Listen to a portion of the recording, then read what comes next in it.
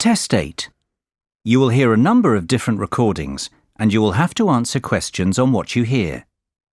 There will be time for you to read the instructions and questions, and you will have a chance to check your work. All the recordings will be played once only. The test is in 4 sections. At the end of the test, you will be given 10 minutes to transfer your answers to an answer sheet. Now turn to Section 1. Section 1. You will hear a telephone conversation between an owner of a restaurant and a customer who is calling to find out information about food and prices at the restaurant. First, you have some time to look at questions 1 to 3. Pause the recording for 30 seconds. You will see that there is an example that has been done for you. On this occasion only, the conversation relating to this will be played first. Hello, Bellucci's restaurant. Sam speaking. How may I help you? Hi, my name's David Marsden, and I'm calling to ask about the offers I saw on the website for your restaurant. I'm thinking about organising a party for a friend's birthday. Yes, Mr. Marsden. What information would you like to know? You can call me David. Okay, great. So, David, what can I help you with? Well, first of all, I wanted to know if the 50% offer that you have on for certain dishes is valid for weeknights as well as on the weekend. The party may take place during the week, you see. Well, there are many dishes that are 50% off on weekends, and only a small number of dishes are 50% off during the week. For example, the spaghetti bolognese is 50% off on whatever day you come in during this month, and lasagnas and steaks are 50% off on our most busy days, which are Saturday and Sunday. Would you be able to do a discount on the lasagnas if there was a large group of people coming in during the week? We can only do a 25% discount, but we can do a 50% discount for large groups on any dessert you have with the lasagna.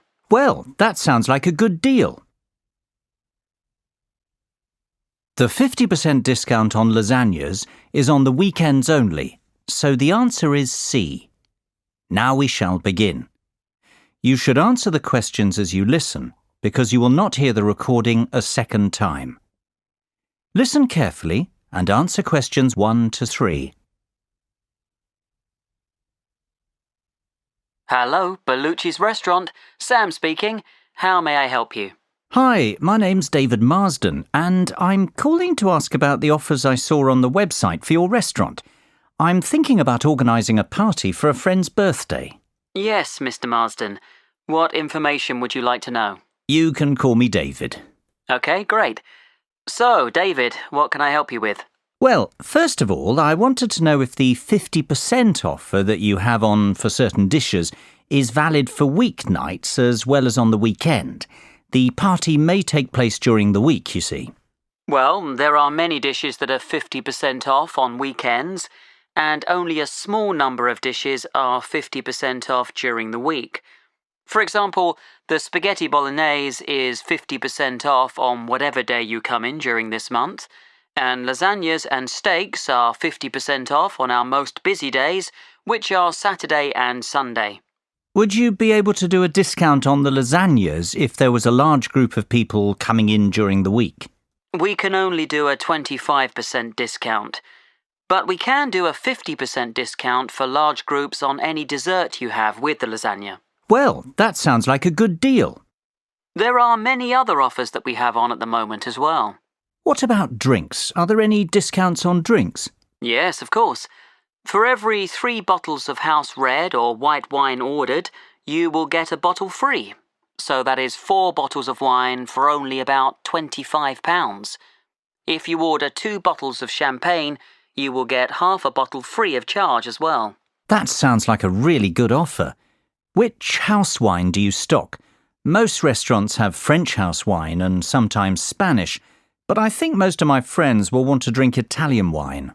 We normally serve French as the house wine, but we will be able to find a nice Italian one instead if you prefer. That would be great. What about champagne? We will probably order at least 2 really good bottles. How much would a good bottle cost? Well, you're in luck, because the champagne used to cost £25 per bottle, but now it's only £20 per bottle, so you'll save £5. Before you hear the rest of the conversation, you have some time to look at questions 4 to 10. Pause the recording for 30 seconds. Now listen and answer questions 4 to 10. That sounds like a good price based on my experience. Now, what side dishes are on the menu that could be ordered with the lasagnas? Well, we have a range of side dishes. Some go better with the lasagna than others, but of course, it's your choice. The chef's special side dish is a chicken and cheese dish. This may be too heavy to have with lasagna, but we have a selection of salads, such as a mixed salad and a Greek salad. They would be the best option with that main course. Some other side dishes that are popular are tomato bread with herbs and Italian cheese with peppers. That all sounds very tasty, and I'm sure all the people who are coming to the party will like these types of dishes. I might come in during the week to try out some of your food before the party. So, would you like to reserve the table then for your party? Yes, I was wondering if you have any tables free for the 20th of August. I'm afraid we're all booked up on that date, but we can reserve a table for you for the week after, on the 27th of August. Is that okay? Yes, that will be fine. How many people will there be? 15. Can we have the table for 7 o'clock on that evening? Yes, that can be arranged. Please, can I take your phone number for the booking? Yes, it's 01445 333 6451. Okay, that's great. Can I also take your email address to send you information about the restaurant and update you about offers and evening entertainment? Sure, it's david.hamill@worthing.com. david.hamill@worthing.com. Great. Well, I think that's all I need for the moment. We'll be in touch closer to the date when you'll be coming to the restaurant. If you want to ask anything or order anything special, we can cater for most requests. Yes, that would be good, as I'm sure I'll think of something. Bye-bye, David. Speak soon.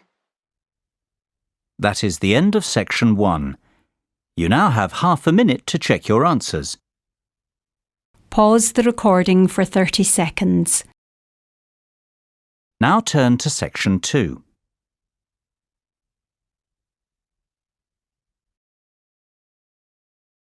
Section 2. You will hear an extract from a talk about the history of tennis. First, you will have time to look at questions 11 and 12. Pause the recording for 30 seconds. Now listen carefully and answer questions 11 and 12. Good afternoon and welcome to the programme. Today we have a special programme about the history of tennis in this country, and we also have Steve Mackay in the studio, the all-time great British tennis player, to give us the lowdown on some interesting facts about the sport and other great tennis players. Steve, obviously tennis is one of the most popular sports broadcast on TV today. Can you tell us about the early days of tennis? Well, the medieval form of tennis is known as real tennis and eventually became lawn tennis, which is what we know today. Real tennis changed over 3 centuries from an earlier ball game played around the 12th century in France. This had some similarities to handball. People would hit a ball with a bare hand and later with a glove. People say this game was played by monks in monasteries. By the 16th century, the glove had become a racket. Real tennis spread in popularity throughout royalty in Europe and was the most popular in the 16th century. Before you hear the rest of the conversation, you have some time to look at questions 13 to 20. Pause the recording for 30 seconds. Now listen and answer questions 13 to 20. It's amazing how the sport has changed then over time and how technology has helped to advance it with the state-of-the-art tennis rackets that we have today. So, what about the players who will go down in history as the best at this sport? Who do you think will be remembered on the Wall of Fame? Well, obviously I have many favourites, and all tennis players have different styles and will be remembered for different aspects of their game. The first player, though, that has to be mentioned is the great Bjorn Borg.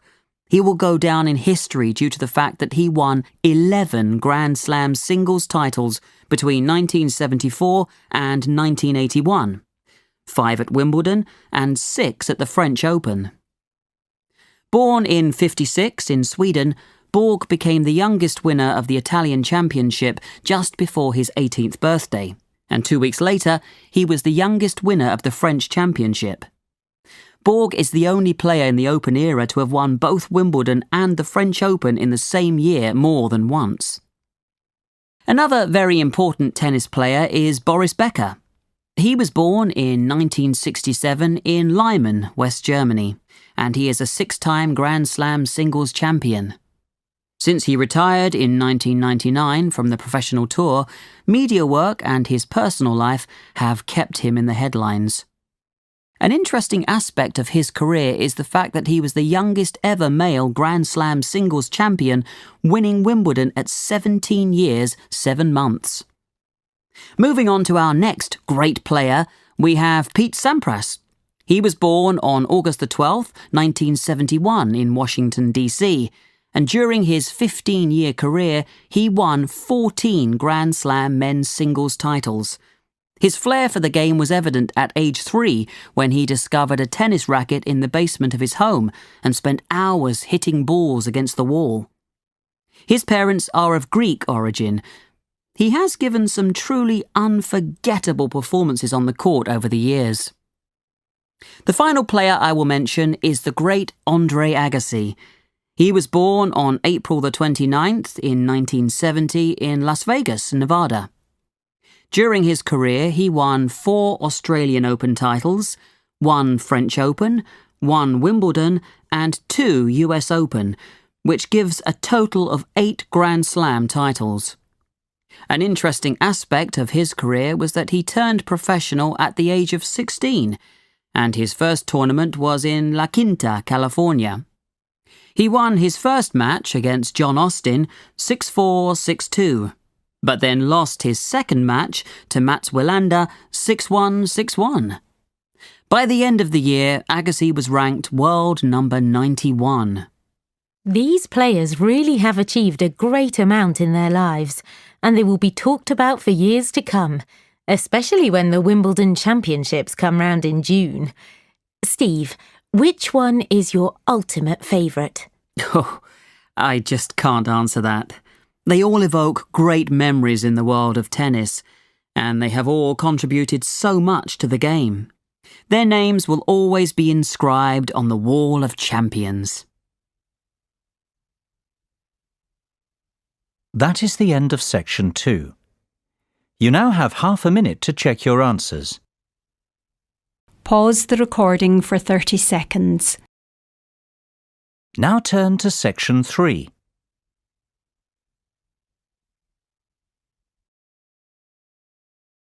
Section 3. You will hear 4 students discussing a conference they want to organise at their college. First, you have some time to look at questions 21 to 27. Pause the recording for 30 seconds. Now listen carefully and answer questions 21 to 27. So, Mr. Peters has finally agreed that we can organise this year's college conference. So, we need to really go through all the most important items in order to establish a general schedule for the conference and how we are going to put it all together. Yes, I agree. We can't leave things to the last minute, and there are quite a lot of good speakers who have offered their services for this conference. It's important that things go smoothly. Don't forget that Mr. Peters has been against the idea of this conference for the last 2 years. So we need to make it worthwhile and get at least 100 students to attend so that we can prove this is an event that students can benefit from. The most important thing we need to consider is the range of speakers who we will invite to the conference. If they are well respected in their different fields, then the students will be very keen to come and hear the talks. We don't have a massive budget either, so we have to negotiate on the fees that the speakers will charge. Sam, you mentioned before this meeting that you have had some calls from some interesting potential speakers. Can you give us the lowdown on the rough list that you have at the moment? Yes. The main person on my list, who is an expert in the field of business management, is Professor Harmon. He would be good at running workshops where students can discuss how to start a business, and he likes to include role plays, which make the sessions more interesting. Yes, I've heard of him, and people have told me that he is dynamic and interesting. He doesn't like just giving lectures. He likes to get the students involved more in the discussion. We should definitely send him a formal invitation. What about another area of study, such as maths? Well, I have done some research on Mr. Steve Bishop. I heard about him because my brother went to see him give a lecture at a university in his area. Apparently, he is well respected among many universities in England for his knowledge in the field of maths. He has even done some research with some famous mathematicians. My sister studies maths at university, and I think he came to her university too to give some extra lectures. He would be a good one to keep on the list. I could send the invitation to him if you want, Sam. That would be great, thanks.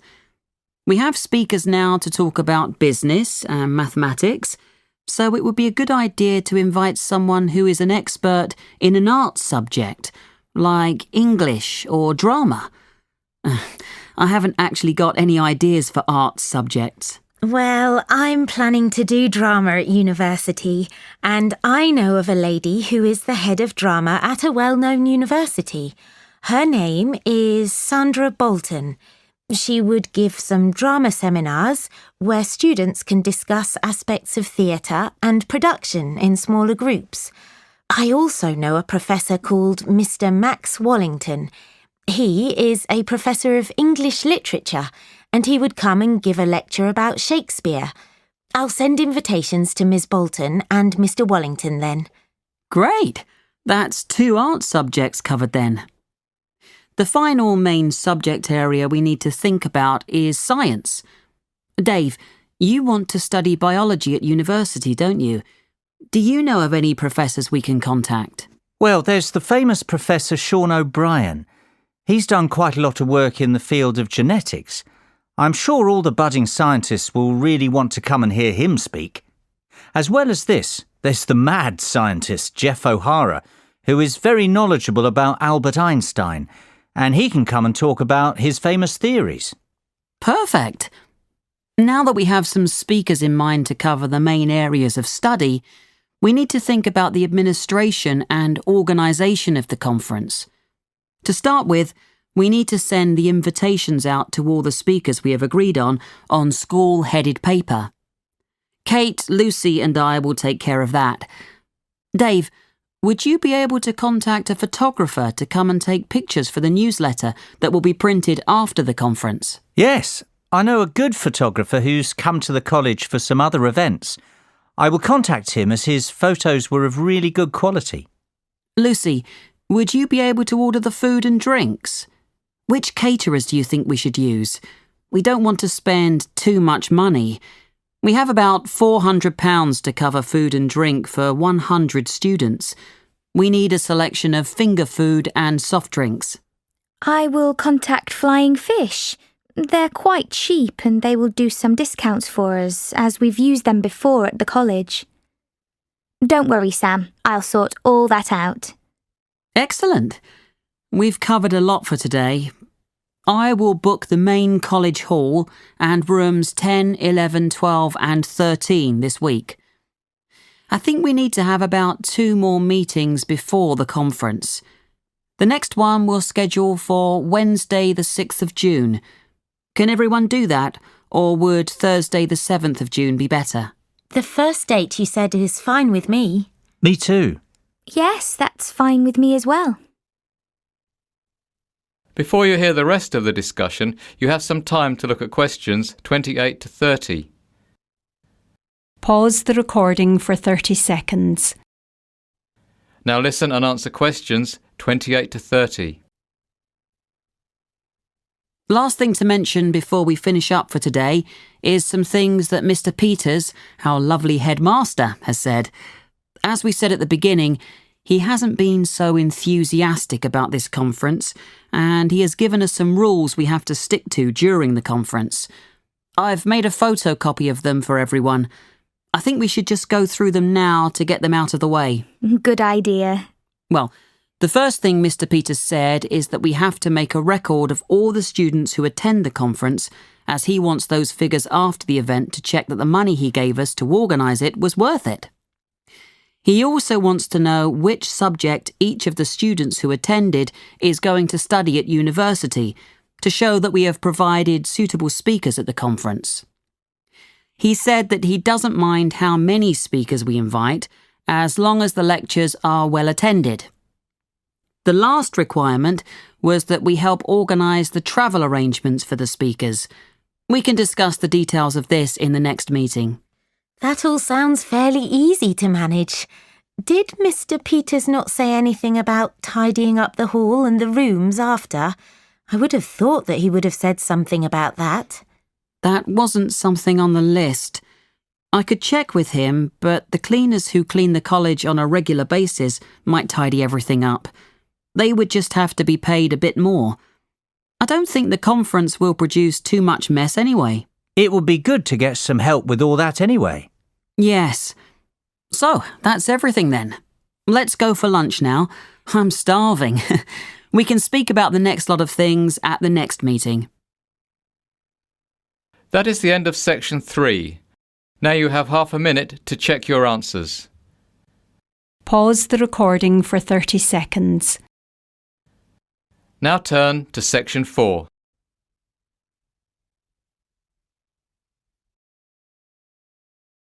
Section 4. You will hear part of a lecture about healthy eating. First, you have some time to look at questions 31 to 40. Pause the recording for 1 minute. Now listen carefully and answer questions 31 to 40. I'd like to introduce our speaker today, who has come all the way from Manchester. Dr. Paul Harold, the head of research in nutrition at Manchester University. He is going to talk to us about ways we can improve our lifestyle and fitness. This will include watching what we eat and being more careful about our calorie intake, as well as taking regular exercise.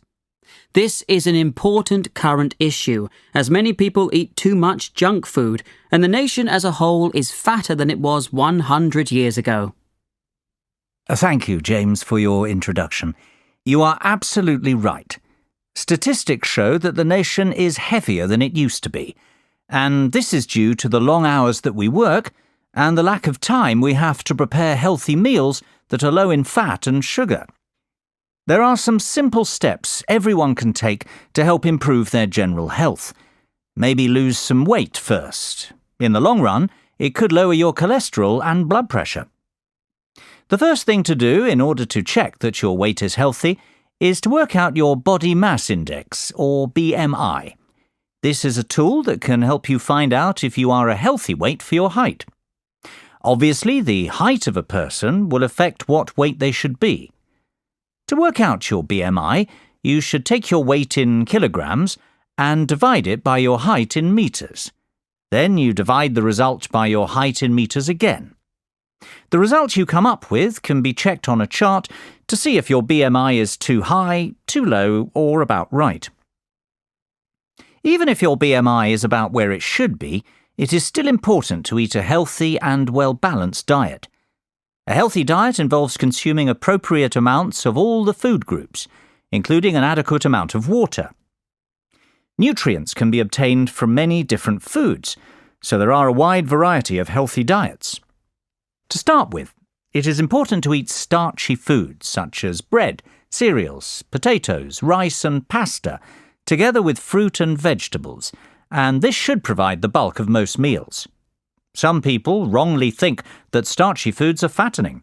In fact, they contain about half the calories than the same weight of fat. Also, starchy foods often contain a lot of fibre. When you eat starchy foods, you get a feeling of fullness, which helps to control appetite. It is also important to eat at least 5 portions, and ideally 7 to 9 portions, of a variety of fruit or vegetables each day. If you eat a lot of fruit and vegetables, then your chance of developing heart disease, a stroke, or bowel cancer are reduced. You also need a certain amount of protein to keep healthy. However, most people eat more protein than is necessary. You should choose poultry such as chicken or lean meat. There is evidence that eating oily fish helps to protect against heart disease. It is probably the omega-3 fatty acids in the fish oil that help to reduce build-up in the arteries. Aim to eat at least 2 portions of fish per week, one of which should be oily. Obviously, what we eat is highly important, but it is also crucial to do regular exercise as it strengthens our heart, tones our muscles, and is also good for the mind. We're increasingly living in a world where physical activity has stopped being a day-to-day part of our lives. We have domestic appliances to wash and dry for us, and cars to get us around, and with the decline in manual labour, many of us spend our working days sitting at desks. Adults should do a minimum of 30 minutes moderate-intensity physical activity 5 days a week. You don't have to do the whole 30 minutes in one go. Your half hour could be made up of 3 10-minute bursts of activity spread through the day if you prefer. The activity can be a lifestyle activity, such as walking to the shops or taking the dog out, or structured exercise or sport, or a combination of these. But it does need to be of at least moderate intensity. For bone health, activities that produce high physical stresses on the bones are necessary. Well, I hope you've learned some interesting facts from this talk and that it will help you to change your lifestyles for the better. Thank you for your attention, and I believe that James has some handouts to give you on this subject. James. That is the end of section 4. You now have half a minute to check your answers. Pause the recording for 30 seconds. That is the end of the listening test. In the Ielts test, you would now have 10 minutes to transfer your answers to the listening answer sheet.